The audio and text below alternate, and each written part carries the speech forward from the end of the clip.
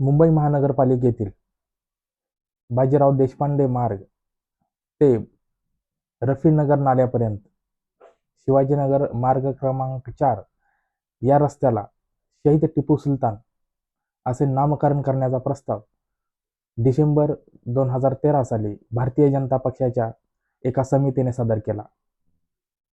त्या मुंबई महानगरपालिकेतील या प्रस्तावाला विद्यमान महापौर रितू तावडे या त्या समितीच्या अध्यक्ष होत्या आणि तो प्रस्ताव डिसेंबर 2013 साली मंजूर करण्यात आला, बिनविरोध मंजूर करण्यात आला.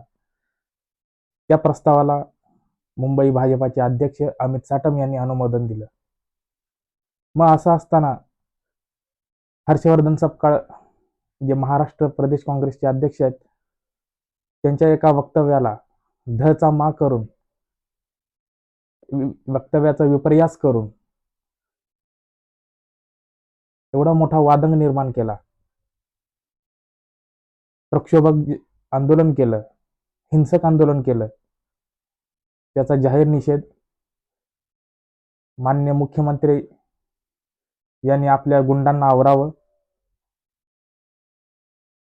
जर तुम्हाला मालेगाव महानगरपालिकेतील महापौरांनी आपल्या दालनात लावलेला टिपू सुलतानांचा फोटो खटकत असेल, तर मग 2013 साली तुमच्याच पक्षाच्या नगरसेवकांनी एका रस्त्याला शहीद टिपू सुलतान मार्ग असे नामकरण करण्याचा प्रस्ताव का दिला?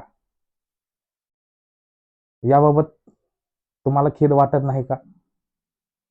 महाराष्ट्रात ऐरणीवर प्रमुख असलेले भरपूर प्रश्न आहेत.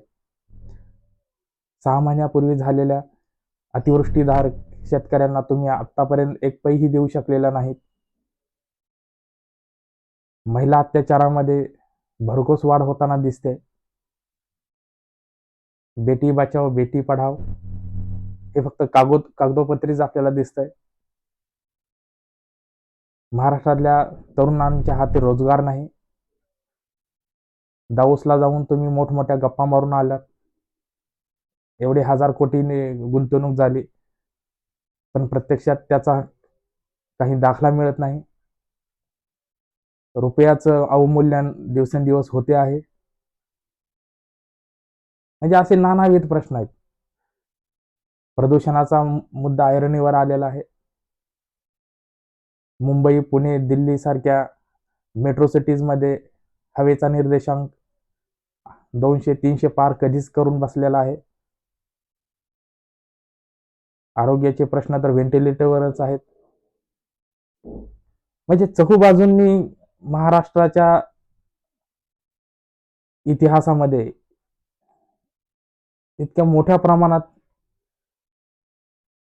अडचणींना सामोरे जात असताना महाराष्ट्र अशा नाहक गोष्टींसाठी आंदोलनं करणं आणि वातावरण चिघळवणं हे एका प्रगल्भ महाराष्ट्राच्या मुख्यमंत्र्याला, गृहमंत्र्याला शोभनादायी नाही.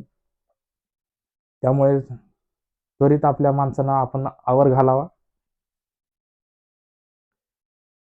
शहीद टिपू सुलतान, म्हैसूरचा वाघ, हा ज्यावेळी इंग्रजांची छातीचा कोट करून लढत होते, त्यावेळेस आपल्या तथाकथित संघटनांचे पूर्वज हे इंग्रजांची चापलुसी करत होते. हा इतिहास आहे. याचं इतिहास तर आपल्याला म्हणजे पहिल्यापासून आपले जमातच इतिहासाचं विद्रुपीकरण करत आलेले आहे.